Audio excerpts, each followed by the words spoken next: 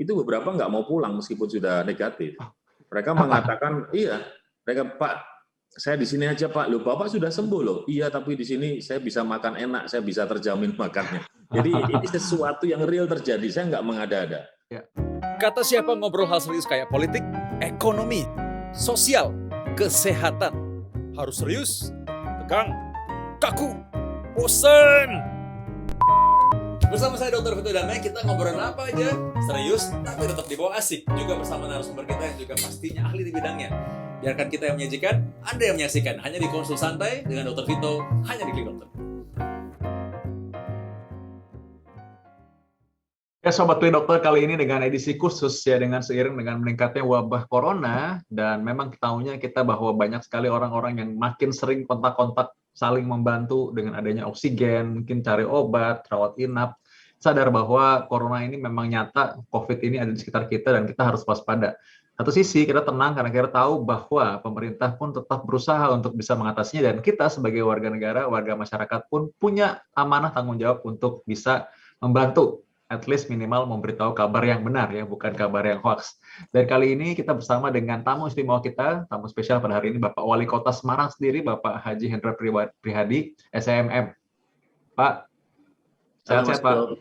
Ya, Hai. Alhamdulillah sehat. Alhamdulillah baik dan segar ya. Padahal tadi aku tahu ini sementara rapat seharian, mungkin banyak turun ke daerah, masyarakat juga langsung turun tangan langsung, dan memang Bapak ini kita perlu memberitahukan kepada masyarakat juga bahwa ada perlu kolaborasi ya. Jadi bukan cuma pihak pemerintah aja. Satu hal ini saya menarik untuk bisa ada Bapak di sini, ada di, karena mau memberitahu bagaimana Semarang. Ya, dan saat ini kalau kita tahu ya, rata-rata harian 36.000 kasus ya, puncak tertinggi 40.000. Nah, Bapak boleh mungkin sekitar, saya tahu ada siaga corona Kota Semarang, saya udah lihat barusan tadi. Ya. Yaitu website yang menurut saya update terus. Bapak bisa kasih kabar kepada kita kondisi Semarang gimana, Pak? Ya, Mas Vito, kawan-kawan sekalian yang selalu saya hormati, izin sharing tentang penanganan COVID di Kota Semarang. Saya rasa Semarang termasuk daerah yang sekarang menjadi perhatian pemerintah pusat. Jadi dengan adanya PPKM darurat Jawa, Bali, secara tidak langsung ini juga sebuah pesan kepada masyarakat bahwa situasi khususnya di Semarang memang lagi nggak biasa. Kita ini sudah 1,5 tahun ya belajar mengelola yang namanya COVID, macam-macam. Ada yang kejadian yang lucu-lucu, kejadian sedih-sedih dan seterusnya. Tapi kalau saya lihat trennya memang pasca kita merayakan libur Lebaran. Nah, kemudian 2 minggu setelah itu, angka yang tadinya 200-300 di Kota Semarang mulai naik 28 Mei, itu 408. Terus naik sampai puncaknya tanggal 7 Juli. 7 Juli di Kota Semarang itu 2.460. Jadi udah 800% dari kondisi awal. Ini sudah lebih tinggi dari pengalaman mengelola COVID tahun lalu. Tahun lalu di bulan Desember tertinggi Semarang itu 1.059. Nah, dengan demikian nggak salah kalau kemudian pemerintah pusat membuat sebuah peraturan yang memang lebih keras dan tegas lagi terkait pembatasan mobilitas. Nah, karena hampir sebulan ini kita berkutat pada persoalan yang overload gitu. Tiba-tiba orang cari kamar tidur susah, cari ambulan wah sulit. Kemudian juga oksigen, kabar terakhir nih oksigen juga sempat mengalami masalah meskipun sudah ada solusi-solusi. Nah, kemudian dari beberapa hal ini kita lakukan beberapa langkah. Rumah sakit yang sehari-hari itu mereka punya bed untuk penanganan COVID rata-rata sekitar 900, hari ini di Semarang sudah mencapai 1.700 kamar tidur. Kemudian kita kerjasama dengan swasta, juga gedung-gedung milik pemerintah Kota Semarang, kita buat tempat karantina mencapai 1.000. Jadi total ada 2.700 tempat tidur hari ini, yang bornya sebuah kabar baik, bornya hari ini semakin turun. Puncak bor kita yang mungkin 2 minggu, seminggu terakhir itu masih di atas 90. Kita sekarang udah 74%. Nah, meskipun begitu, kendalanya pasti ada, karena masyarakat ada yang siap dengan situasi ini dan ada juga yang tidak siap.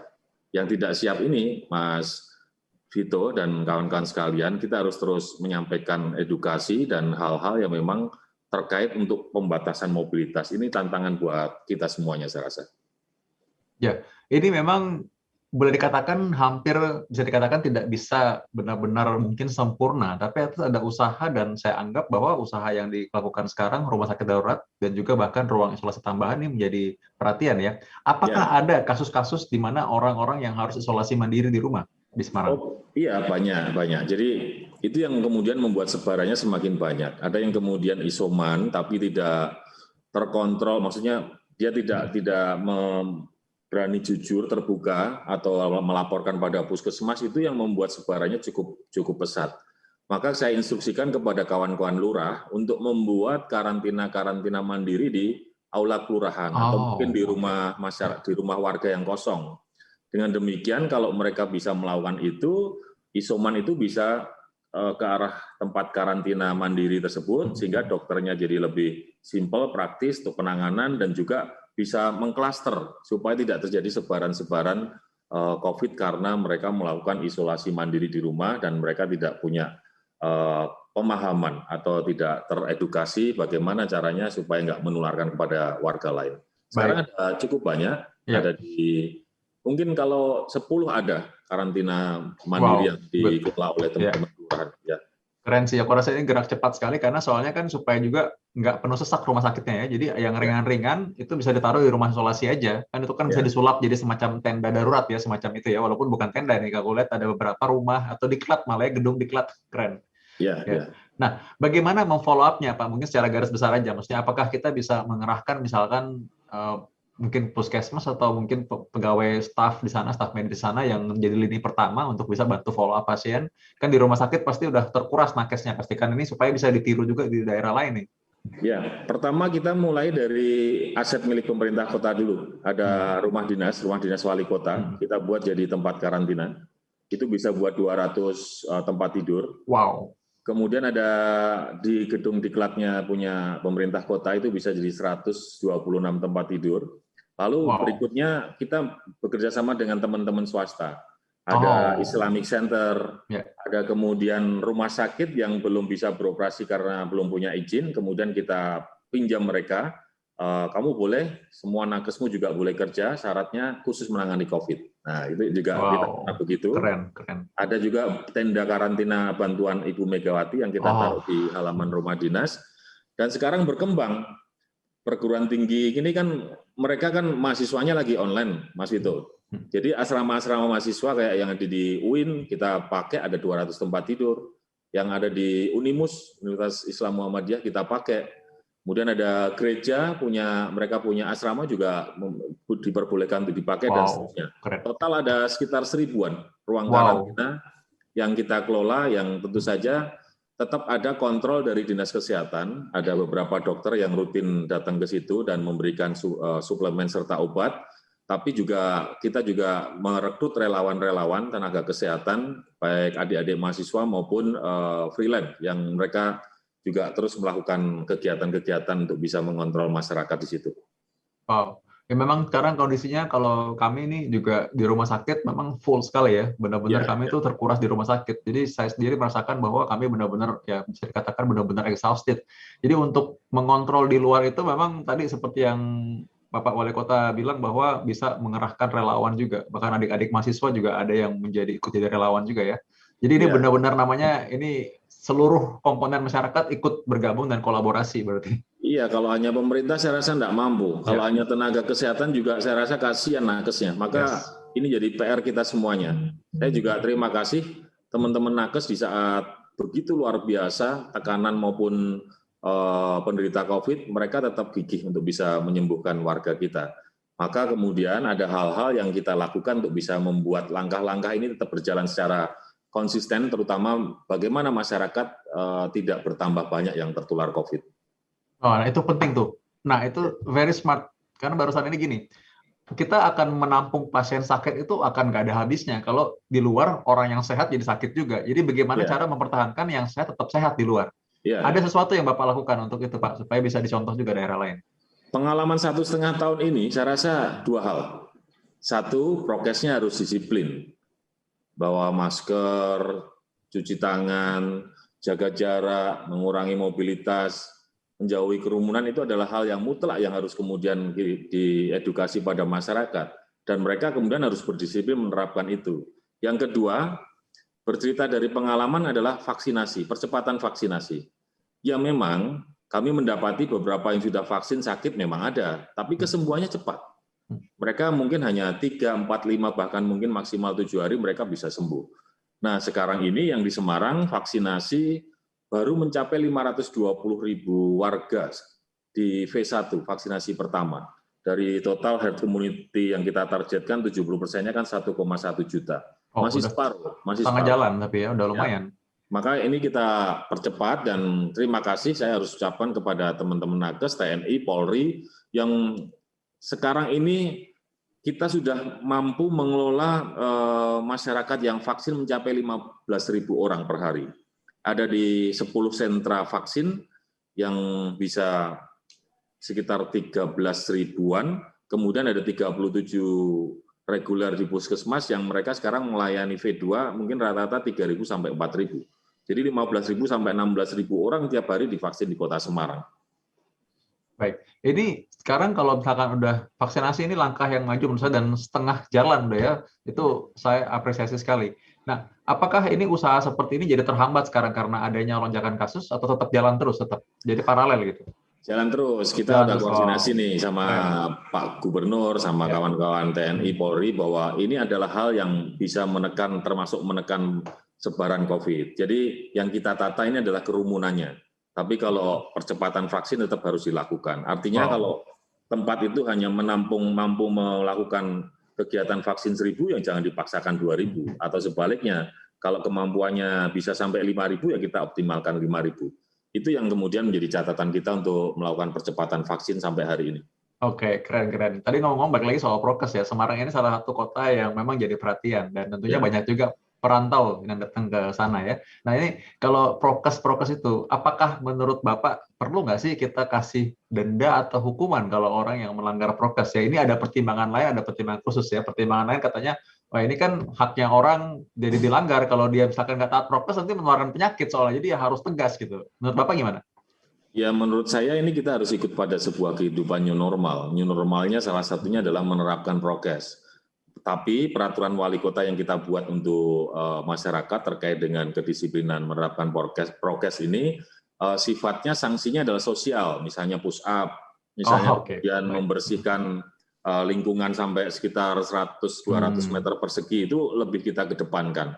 Jadi sampai hari ini tidak ada pemberlakuan denda di Kota Semarang karena kita tahu di lapangan itu orang nggak pakai masker nih ada berbagai macam. Satu yang mungkin tadi Dr. Vito sampaikan, mereka nggak sadar atau mereka nggak mau, itu yang terus kita edukasi. Atau yang kedua kadang-kadang memang mereka nggak punya uang buat beli masker. Nah itu yang terus kita suplai dengan masker, hal-hal seperti itu. Jadi penerapannya kalau pakai denda mungkin hari ini tidak di Semarang. Kita lebih pada hukuman yang sifatnya sosial. Baik, jadi sebenarnya memang hukuman tersebut juga ada benefitnya ya untuk masyarakat, karena kan disuruh ngapain, nyapu gitu kali ya, disuruh bersihin. Baik, ini kata-kata ini saya menarik nih, jadi PSBB nggak ada, tapi pembatasan ketat. Jadi sekarang ini statusnya Semarang apa? Ada PPKM juga atau nggak? Kalau sekarang di Jawa Bali 3 Juli sampai 20 Juli ya pasti PPKM darurat. Sama ya berarti ya, PPKM sama. juga. Tapi ini kita bercerita bahwa dimulai pada bulan April sampai kemudian sebelum tanggal 3 Juli, kita memang nggak pernah menerapkan PSBB karena kita menyadari ada dua kepentingan besar. Yang satu kesehatan, ini mutlak nggak bisa ditawar lagi. Yang namanya virus ini menyerang kesehatan seseorang, kalau kita nggak fokus di situ, orang bisa kemudian sampai meninggal dunia. Tapi di sisi lain, masih ada sebagian yang cukup besar di Semarang itu yang mereka bisa meninggal bukan karena persoalan COVID, yaitu pada saat mereka kemudian nggak diperbolehkan untuk mencari rezeki. Mereka nggak boleh kemudian jualan, PKL, dan seterusnya.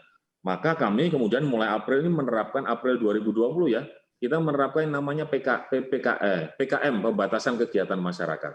Kamu boleh jualan, tapi warungmu jangan 100% kapasitas, 50%. Kamu boleh jualan restoran, tapi ya jam 8 tutup, jam 9 tutup, terakhir kita sampai jam 11 tutup, dan seterusnya, dan seterusnya. Ada pembatasan-pembatasan yang kemudian kita yakini pada saat kemudian itu bisa dilakukan, ekonomi meskipun perlahan akan tetap bisa menghidupi mereka.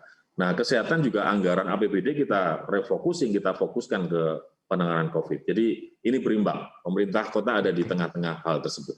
Wow, ini saya sudah beberapa kali bicara dengan mungkin gubernur dan wali kota, bahkan duta besar. Tapi saya rasa ucapan dan apa yang disampaikan oleh Pak Wali Kota Semarang ini sangat balance. Saya senang sih ya.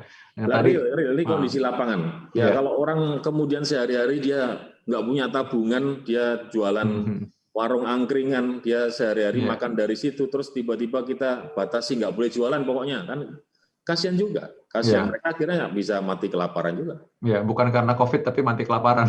Ya, that's ironic, tapi ya itu hal yang mungkin real sekali, betul tadi Bapak bilang ya. Apalagi kalau dia pas jualan mungkin karena nggak punya duit beli masker, denda lagi masker. Tapi ini kan enggak ya.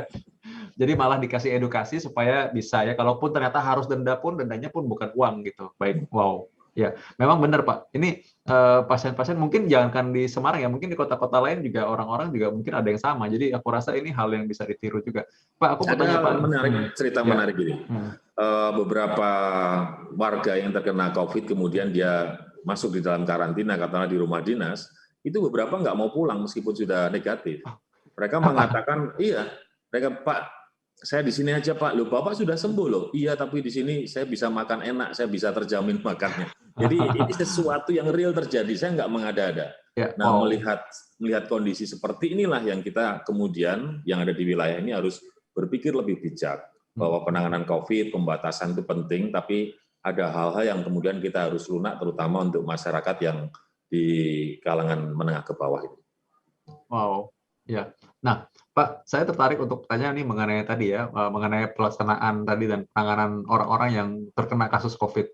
Nah, tadi Bapak udah cerita mengenai tadi kita penanganan yang orang-orang yang mungkin prokes, bagaimana mereka tetap bisa berusaha. Nah, soal usaha ini gini Pak, ini kan sekarang orang nyari obat, nyari oksigen susah sekali. Nah, apakah Semarang mengalami hal yang sama nggak? Obat menipis, oksigen juga hampir nggak ada gitu maksudnya. Yang oksigen, beruntung kami punya gubernur yang keren, yang selalu mengupdate, melakukan konsolidasi dengan kepala daerah, dengan pihak rumah sakit, di titik-titik mana yang kekurangan oksigen. Kemudian beliau punya sistem bahwa distributor seperti A dan B, saya nggak mau nyebut merek, mereka kemudian dipantau, pergerakan mereka itu di mana, jangan sampai mereka memain-mainkan harga dan menimbun yang namanya oksigen tersebut. Bahkan yang terakhir pada saat situasi kritis, dibuat manajemen. Rumah sakit A yang punya kelebihan, dia bisa dipinjam oleh rumah sakit yang kemudian situasi oksigennya sudah sangat menipis. Nanti kalau distribusinya lancar, dikembalikan lagi. Itu sistem yang dilakukan oleh Mas Ganjar yang hari ini kami yakini bisa membuat kebutuhan oksigen ini cukup lancar lah, meskipun memang beberapa kali ada kendala, tapi cukup lancar. Nah, terkait obat, pada saat kemudian Pak Menteri Kesehatan ngeluarin harga eceran terbatas itu, kita memang cek ke lapangan. Karena kebutuhannya tinggi, tapi suplainya terbatas, akhirnya dimain-mainkan oleh teman-teman apotek. Nah, kami kerjasama nih, kepolisian, kejaksaan, kita masuk di situ. Nah, yang menarik, pasca kita turun ke lapangan, justru obatnya jadi susah di apotek. Karena menurut mereka belinya sudah tinggi. Nah, inilah kemudian yang kami kemudian siasati, terutama untuk masyarakat menengah ke bawah, dengan rantai bantuan obat dari Pak Presiden lewat teman-teman dari TNI, kemudian bantuan sembako dari Pak Presiden lewat teman-teman dari kepolisian. Kita menyasar ke kelompok-kelompok ini. Kalau kelompok-kelompok atas, saya rasa mereka punya kemampuan untuk membeli obat, meskipun obatnya kadang-kadang harganya tidak sesuai dengan HET. Ini yang kemudian kita kelola, intinya adalah semua hal bisa terkomunikasi, semua hal bisa dicari solusi pada saat kita semuanya memahami, menyadari situasinya lagi darurat ini. Ya, tapi berarti memang harus ada dukungan dari swasta, dari masyarakat juga ya, nggak bisa usaha sendiri. Saya rasa gitu Mas Vito. Ini kita nggak lagi berdiri di dalam sebuah kepentingan pribadi, kelompok atau golongan, tapi kita berdiri pada sebuah persoalan yang sama, yaitu pandemi COVID di negara kita ini.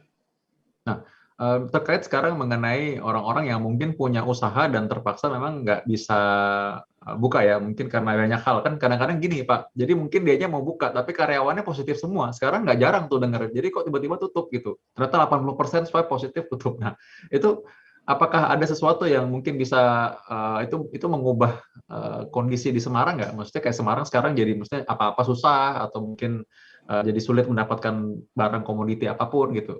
Atau memang tetap aja sudah diantisipasi?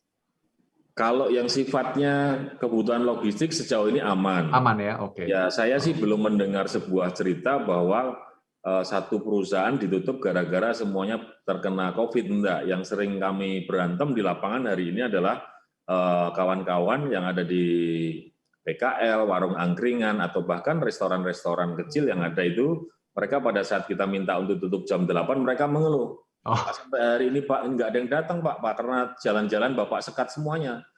Kan boleh take away, ya Pak, tapi yang hari ini yang take away cuma sedikit, jadi gimana Pak? Ya sudah, itu makanan kita sehari-hari hari ini pada saat PPKM darurat. Kita dilatih kesabarannya untuk bisa menerapkan PPKM darurat, tapi kawan-kawan juga bisa mematuhi dengan situasi yang happy gitu.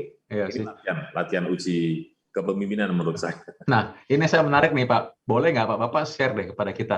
Bapak gimana caranya bisa approach ke mereka, ada pendekatan demikian? Karena Bapak tadi sudah, aku lihat tadi kan banyak kolaborasi dari swasta, kok bisa mereka ngerti gitu. Apa yang Bapak katakan kepada mereka sampai mereka mau? Kuncinya bergerak bersama. Jadi kan para pendiri bangsa kita ini punya warisan leluhur yang namanya gotong royong. Ini kita bangkitkan lagi. Konsepnya di Semarang adalah bergerak bersama. Saya selalu menyampaikan, nggak bisa kita hidup sendiri di dalam sebuah wilayah namanya Kota Semarang. Kamu bisa sukses pasti karena ada pendukung. Kamu hari ini bisa mencari rezeki di Semarang, kamu mampu, itu di bawah kita masih banyak yang membutuhkan. Jadi ayo kita gotong royong. Kita inilah saling berbicara tentang kesulitan, kita bantu, tapi pada saat ada kelebihan rezeki kita salurkan. Nah, seperti tadi yang sembako tadi. Nah, seperti ini. Tapi ini data tahun lalu. Mas Aling. Data tahun lalu kita setiap bulan kita kirim ke masyarakat itu mencapai 100 sampai 110 ribu paket sembako. Itu tahun lalu, kemudian ada bantuan dari provinsi, ada Kemensos dan seterusnya. PPKM darurat ini kita turunkan 100 ribu paket sembako. Itu di luar bantuan dari teman-teman swasta, ada yang bantu beras, ada yang bantu paket sembako dan seterusnya. Kita pokoknya turunkan terus. Karena kita yakin dan kita paham bagian daripada penerapan PPKM darurat itu bisa dipatuhi oleh masyarakat pada saat kebutuhan utama mereka terpenuhi. Nah, ini yang sedang kita jalankan seperti itu. Wow, yes. Jadi tadi kalau saya simpulkan, kebijakan Bapak sebenarnya udah basicnya sekali ya. Maksudnya kalau misalkan menjaga orang nggak sampai sakit, yang sehat dilindungi dengan vaksinasi dan dengan prokes yang disiplin, harusnya pandemi ini cepat berlalu mestinya kan? Makin cepat. Ya. Harapannya begitu, teorinya kan begitu. Kalau kita meminimalkan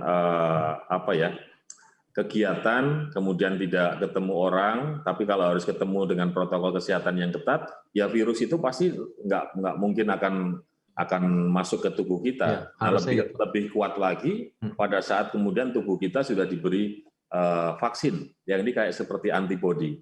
Saya sampaikan selalu bahwa vaksin ini bukan obat loh. Vaksin ini kayak rompi anti peluru. Jadi meskipun sudah vaksin, kita tetap menerapkan protokol kesehatan. Ini saya bicara bukan karena saya lulusan kedokteran kayak Mas Vito, tapi pengalaman aja. Melihat situasi masyarakat di lapangan, saya merumuskan dua hal itu, mudah-mudahan tidak keliru nih Mas Vito. Saya rasa justru tadi itu adalah suatu analogi yang sangat tepat dan sangat mudah dicerna ya. Kayak anti peluru kan, maksudnya artinya udah punya rompi anti peluru, ya bisa risiko ketembak mati ya lebih kecil. Tapi kalau orang pasang badan terus ya mungkin mati juga. Iya Mas Vito, saya rasa begitu. Ya. Baik. Pak Wali Kota, saya masih mau nanya-nanya lagi, tapi saya tahu Bapak masih ada agenda lain, dan tentunya saya sangat apresiasi Bapak bersedia membagi cerita mengenai ini, dan aku rasa apa yang diterapkan di Semarang ini mungkin boleh juga dicontoh di daerah lain, dan semangat kolaborasinya, semangat maju bersamanya ini makin aku rasa makin bisa diaplikasikan juga. Tadi yang paling utama yang saya senang tadi Bapak dengar adalah, Bapak bilang bahwa kalau misalkan ini kita melindungi yang sehat, tadi vaksinasi udah hampir separuh jalan ya, udah oke, good, prokes disiplin, harusnya PPKM makin cepat berlalu, pandemi makin cepat berlalu juga.